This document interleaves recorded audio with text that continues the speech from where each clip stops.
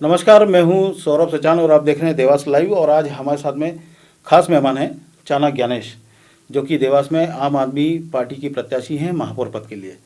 और चाना का मैं परिचय देना चाहूँगा। चाना देवास के प्रतिष्ठित परिवार से बिलोंग करती हैं और इनके नाना नानी भोजराज पवार और छाया राजे पवार यहाँ के नामी लोग रहे हैं और राजनीतिक दल से जुड़े रहे हैं। और इनकी नानी कांग्रेस से कांग्रेस की नेत्री रही हैं और प्रदेश स्तर पर भी वो पदाधिकारी रही हैं और साथ में देवास नगर पालिका की पहली महिला अध्यक्ष भी 1960 के दशक में रही हैं। चाना, आपका बहुत स्वागत है देवास लाइव के स्टूडियो में।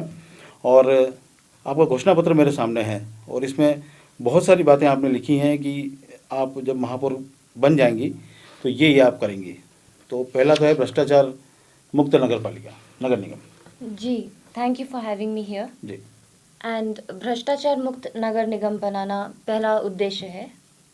देवास के लोग मुझे अपना महापौर बनाते हैं तो आज देवास नगर निगम में कोई भी कार्य बिना रिश्वत के, ऐसी शिकायतें हैं कि रिश्वत देना पड़ता है, 8-10 चक्कर लगाने पड़ते हैं और काम तब भी नहीं हो पाते।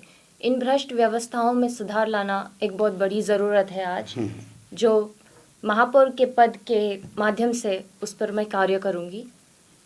अच्छा, सभी योजना और बजट के बारे में भी आपने कहा कि प्रकाशन आप इसका समाचार पत्र होंगे, इससे क्या फ़ायदा होगा? जी, इससे फ़ायदा ये है कि अभी कुछ भी इंफॉर्मेशन दिया नहीं जाता है न्यूज़पेपर में। सबको सूचना के अधिकार पर राइट टू इन्फॉर्मेशन से इन्फॉर्मेशन निकालते हैं, उसमें भी टाइम लगता है, 1 से 1.5 महीना लगता है आने में। तो यदि न्यूज़पेपर में इसका प्रकाशन होता है, ठीक है, तो सारा इन्फॉर्मेशन, क्या बजट आया है, क्या योजनाएं हैं, क्या कॉन्ट्रैक्ट्स है, कौन कॉन्ट्रैक्टर हैं, कितने समय में प्रोजेक्ट कंप्लीट होगा, ये सब इन्फॉर्मेशन न्यूज़पेपर में दिया जाएगा सबके कन्वीनियंस के लिए। सो एक ट्रांसपेरेंसी रहेगी। ठीक है। चला, आपकी इन चीज़ों पर और भी हम डिस्कस करेंगे, लेकिन देवास नगर निगम की सबसे बड़ी समस्या जो देवास में है वो है पैकी के प्लॉट्स, नजुल की एनओसी, और तीसरी एक और समस्या है जो ग्रामीण क्षेत्र जो बाद में जुड़ा है नगर निगम क्षेत्रों में, वहाँ पर पट्टे की समस्या, गरीब लोगों के उनको पट्टे नहीं मिल रहे हैं। तो इस विषय में आपका क्या नज़रिया है? नजुल का प्लॉट ये एक ऐसा कॉन्सेप्ट है जो देवास में अधिकारियों को भी, उनको कॉन्सेप्ट क्लियर नहीं है नजुल प्लॉट्स के बारे में। सो पहले नजुल का सिस्टम हट जाना चाहिए। आप नजुल का भी टैक्स दे रहे हैं, नगर निगम का भी टैक्स दे रहे हैं, आपके पास कंप्लीट रिकॉर्ड्स नहीं है।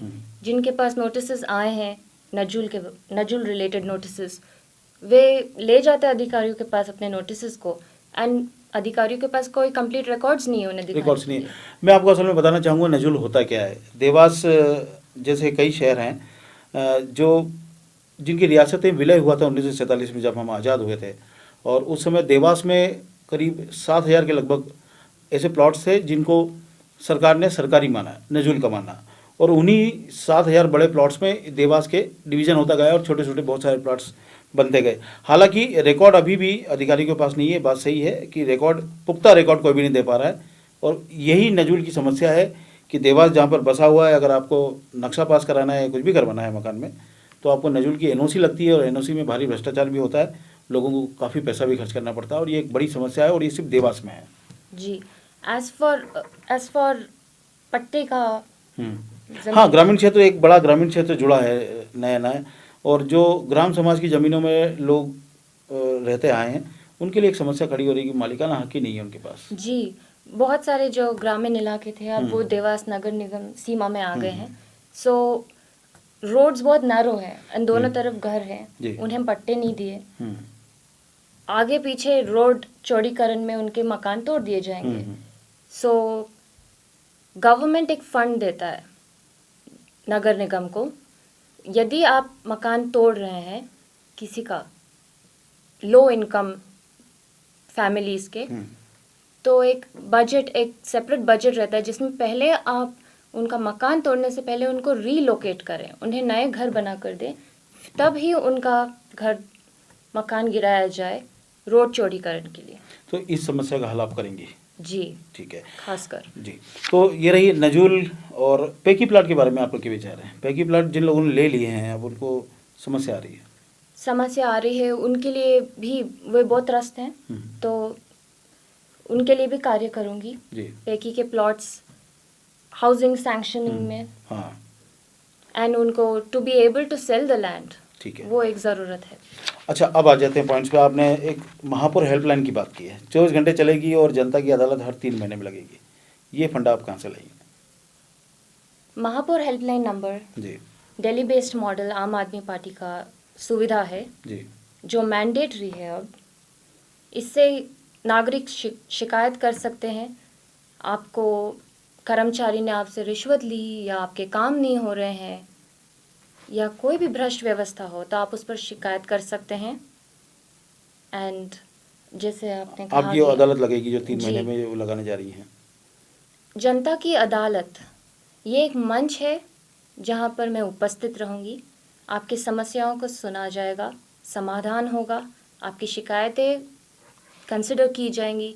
जनता का मेला एक इंटरेस्टिंग प्रोजेक्ट है जिसमें अन्य अधिकार सहित आपके जो काम किए जा सकते हैं उस 1-2 दिन में वो कर दिए जाएंगे जल्द से उसी जल्द। वक्त तुरंत निराकरण हो ये जाएगा। हर 3 महीनों में होगा। जी, अच्छा, सोलर लाइट की व्यवस्था की बात की गई है पार्कों में, और ग्रीन देवास की अवधारणा पे भी आपने बात की कि घर घर पौधे पहुंचाए जाएंगे। जी, इस बारे में आपका क्या है? ये एक एनवायरमेंटल मुद्दा है, ठीक है। इस पे काम करेंगे। बहुत सारे बड़े बड़े पेड़ काट दिए हैं देवास में हाल ही में, तो अधिक से अधिक मात्रा में बड़े पेड़ लगाए जाएंगे। एंड कचरा गाड़ी डीजल वेस्ट करती थी, एक पौधा हम भी लगाएंगे, एक साउंड ट्रैक हुआ करता था।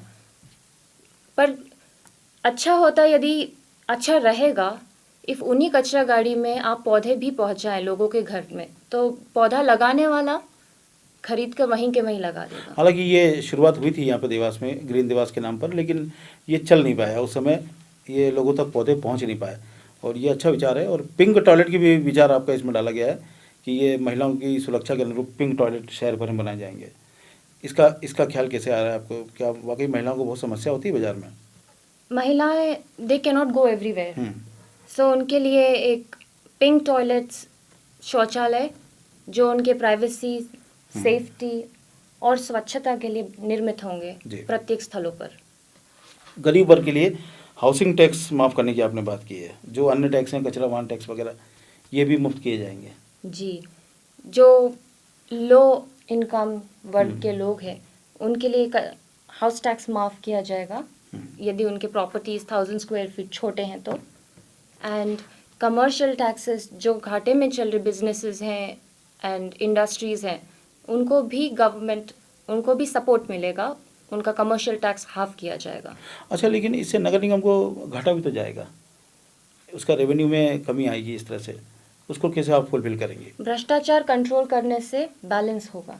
जो भ्रष्टाचार में पैसा बर्बाद हो रहा है जी, वो इधर योजनाओं को लाभ देने में काम आएगा, ये कहना चाह रहे। ठीक है, बहुत अच्छी बात है। अच्छा, रेन वाटर हार्वेस्टिंग भी एक एनवायरमेंटल प्रोजेक्ट रहेगा। जी, एंड ऑल्सो जो पुराने कुएं अभी उन्हें रिवाइव किए जाएंगे।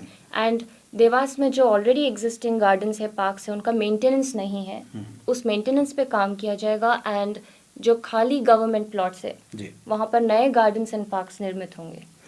तो शहर के लिए काफ़ी कुछ आपका विज़न है, और ये बीमार पशुओं के लिए भी अस्पताल में ले जाने के लिए वाहन की सुविधा और पानी की पीने की सुविधा। आपने जीव दया का भी मामला है, आपको जीवों पर दया रखती हैं आप काफ़ी? जी, they are a part of our society, उनका भी ख्याल रखना ज़रूरी है।